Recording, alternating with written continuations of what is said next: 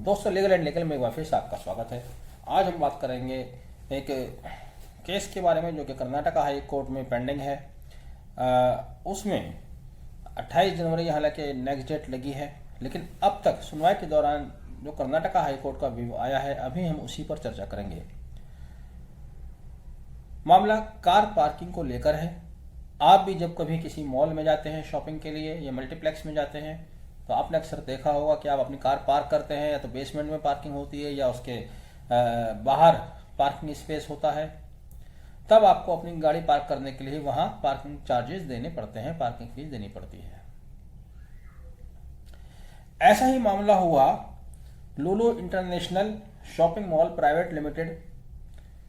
यहाँ शॉपिंग के लिए, कर्नाटका की बात है, यहाँ शॉपिंग के लिए बहुत सारे लोग आते हैं, जिनमें से एक ये फिल्म डायरेक्टर महोदय भी थे, पल्लू अदक्कन। इन्होंने जब अपनी गाड़ी पार्क की, वहां से चले, तब गार्ड ने उनसे पार्किंग फीस की डिमांड की। उन्होंने पार्किंग फीस देने से मना कर दिया। कहा कि भाई जब ये मॉल आपका है तो पार्किंग भी आपकी है, इसकी फैसिलिटी भी आपको ही प्रोवाइड करानी चाहिए, इसके लिए आप फीस क्यों चार्ज कर रहे हैं। गार्ड ने शटर गिरा दिया और गाड़ी को बाहर नहीं जाने दिया, जिससे वे जाहिर है परेशान हुए। फिल्म डायरेक्टर हैं। तब वह हाई कोर्ट के समक्ष रिट पिटीशन लेकर आए। कर्नाटका हाई कोर्ट का कहना था कि जब कोई पार्किंग बनती है तो बिल्डिंग कोड के तहत उसमें प्रावधान दिया गया है कि उसको बिल्डिंग बनाने की परमिशन पार्किंग स्पेस के साथ मिलती है। वह पार्किंग स्पेस निःशुल्क दिया जाएगा। क्या कहा, मैं 2 लाइन पढ़कर बता देता हूं। हाई कोर्ट ने कहा, as per the building rules parking space is a part of the building and a building permit is issued on the condition that there will be a parking space। ये Karnataka high court का view आया, जिस पर respondent के वकील साहब ने कहा कि उसके मुवक्किल के पास पार्किंग फीस लेने का लाइसेंस मिला हुआ है, जो कि उसको धारा 447 केरला म्युनिसिपल एक्ट के तहत मिला हुआ है। इसी कारण से हाई कोर्ट ने केरला स्टेट को नोटिस इश्यू कर उनका मत जानने के लिए, उनका मत रखने के लिए कहा है।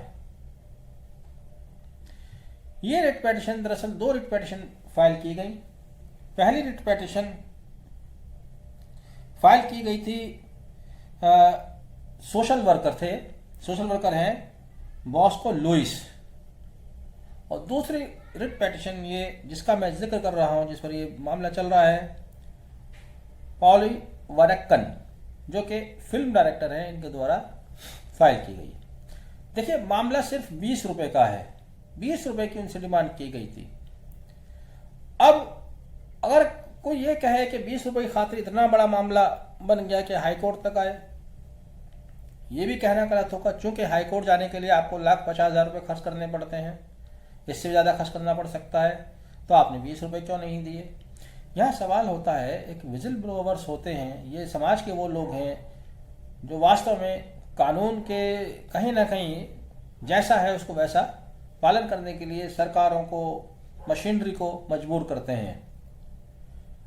हमारे लेजिस्लेटिव कानून बना देती है और फिर वो एग्जीक्यूटिव के हाथों में आ जाता है, जुडिशरी उसको सुपरवाइज करती है। लेकिन देखने में यह है कि जमीनी स्तर पर जो लोग हैं वो उस कानून की धज्जियां उड़ा देते हैं, जैसा कि यहां हम देख रहे हैं। अगर ये बात सही है, और जब हाईकोर्ट ने कहा है तो सही है। मैंने भी बिल्डिंग कोड देखा, उसमें भी बिल्डिंग कोड में है प्रोवाइड किया हुआ है, रेशियो स्पेसिफाइड किया हुआ है कि आप इतना एरिया ओपन रखेंगे, इतना कंस्ट्रक्शन के लिए रखेंगे, इतना एरिया आपको पार्किंग के लिए देना होगा, और पार्किंग आपको निःशुल्क देनी होगी। ये भी बात नेशनल बिल्डिंग कोड में भी क्लियर मेंशन है। जब आपको निःशुल्क पार्किंग देना है, उसके बावजूद आप फीस लेते हैं लोगों से, तो अपने आप में यह वैधानिक है। बहरहाल, यहां कर्नाटका हाई कोर्ट ने 28 जनवरी हियरिंग के लिए नेक्स्ट डेट लगाई है, क्योंकि वो स्टेट का व्यू जानना चाहते हैं, क्योंकि उनके वकील ने उसका हवाला दिया था, कर्नाटका म्युनिसिपल एक्ट का हवाला दिया है और कहा है कि उसके पास लाइसेंस है।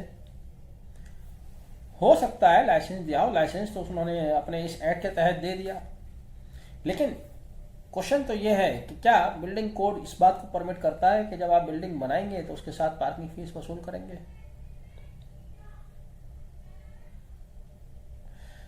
इंटरेस्टिंग बात यह है, पिछले साल जून में एक सोशल वर्कर के द्वारा रिट फाइल की गई थी और वो रिट डिवीजन बेंच के सामने आई। मैं जस्टिस का भी नाम बताऊंगा। डिवीजन बेंच में थे जस्टिस अभय ओका और जस्टिस सूरज गोविंदा राज।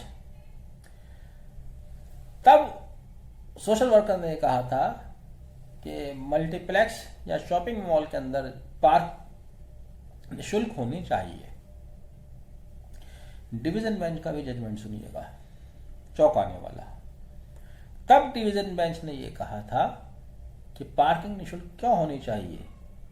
जिस व्यक्ति ने इतना पैसा लगाया है, बिल्डिंग खड़ी की है, उसे वहां गाड़ी पार्क करने के लिए पार्किंग फीस लेने का अधिकार है।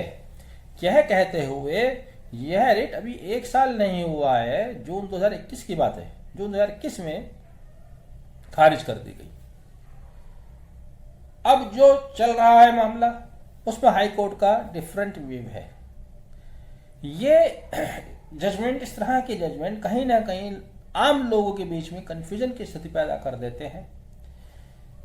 डिवीजन बेंच जिस बात को अभी कहता है कि नहीं साहब ये नहीं होना चाहिए, अगले ही केस में वही हाई कोर्ट कह देती है कि नहीं ऐसे नहीं ऐसा है, उसको पलट देते हैं। सेम प्ली है, कोई फैक्ट का भी कोई ऐसा चेंज नहीं लग रहा है। बहरहाल कुल मिलाकर नेशनल बिल्डिंग कोड और बिल्डिंग कोड्स ये कहता है कि जब आप बिल्डिंग बनाएंगे तो उसके साथ आप एसेंशियली जो फैसिलिटीज देंगे उनमें से एक फैसिलिटी पार्किंग की है और पार्किंग आप निःशुल्क देंगे। अगर इसको देखा जाए तो जितने भी देश भर में मल्टीप्लेक्स या मॉल हैं, ये कर्नाटक स्टेट का मामला है, लेकिन मैं पूरे देश की बात कर रहा हूं कि क्योंकि बिल्डिंग कोड आपका नेशनल बिल्डिंग कोड है जो कि पूरे देश पर लागू होता है, सभी राज्यों पर समान रूप से लागू होता है। अगर वहां इस तरह की बात है कि आपको निःशुल्क पार्किंग दी जानी चाहिए, तब आप क्यों फीस चार्ज कर रहे हैं? ये एक प्रश्न बनता है, एक सवाल बनता है जिसका जवाब दिया जाना लाजमी है। आपके पास इसके संबंध में जो भी जानकारी है या आपका व्यू क्या कहता है, तथ्यों के आधार पर जरूर बताइएगा। आपके कमेंट का इंतजार रहेगा। वीडियो को आखिर तक देखने के लिए धन्यवाद। Thank you. Have a nice day.